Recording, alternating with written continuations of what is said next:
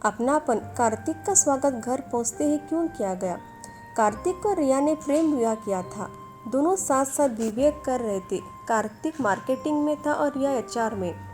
Campus में दोस्ती हुई और धीरे धीरे दोनों एक दूसरे को चाहने लगे और पढ़ाई पूरे होने तक उन्होंने एक दूसरे के साथ रहने का फैसला कर लिया। दोनों को अच्छी प्लेसमेंट मिली, पर कार्तिक को बेंगलुरु और रिया को पुणे ऑफिस में रिपोर्ट करना था। यह बात दोनों को नागवार गुजरी, पर क्योंकि पैकेज अच्छा था इसलिए दोनों ने स्वीकार कर लिया। कार्तिक पंजाबी परिवार से ताल्लुक़ रखता था और रिया बंगाल से थी। जब दोनों ने इसका जिक्र अपने अपने घरों में किया तो जैसा कि डर था पहले, तो दोनों के परिवार ने अपनी अपनी असहमति दिखाई। कार्तिक के परिवार वाले शुद्ध शाकाहारी थे और रिया के परिवार बिल्कुल इसके विपरीत थे।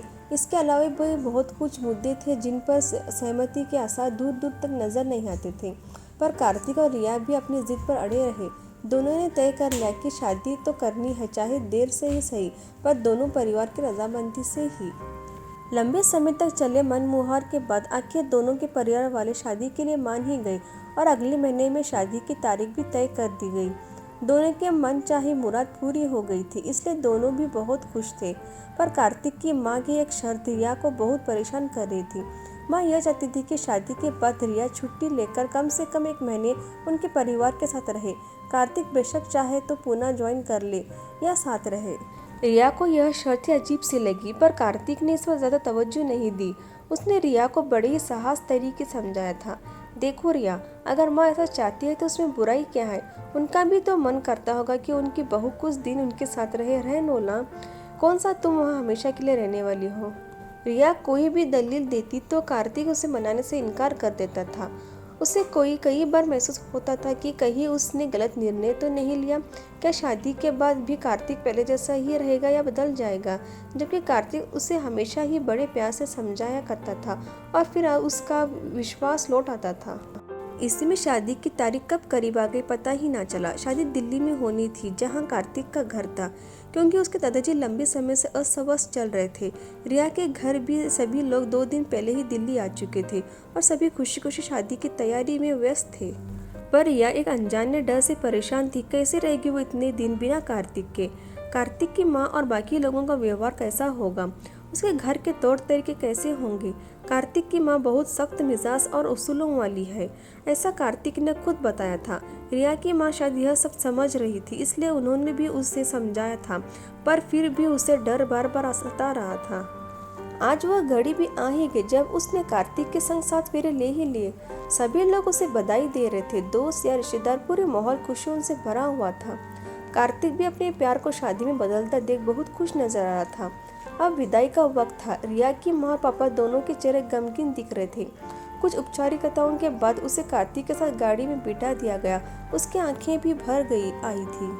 कार्तिक ने उसके हाथों को अपने हाथ में ले लिया। उसकी आंखें से टपक के आंसू कार्तिक के हाथों को भीग रहे थे। कार्तिक घर पहुंचते ही सब ने उसका खूब स्वागत किया। वो एक पल के लिए भी अकेली नहीं रही। घर में सभी लोग उसके खूबसूरती, उसकी पढ़ाई और उसकी नौकरी की बहुत तारीफ कर रहे थे। कार्तिक अपने रिश्तेदारों के साथ बातें कर रहा था और बीच बीच में आकर उससे मिलकर चला जाता था। उसके दोस्त यार उसका मजाक भी उड़ाते थे। उसे यह पल भर के लिए भी नहीं लगा कि वह किसी नई जगह आ गई है।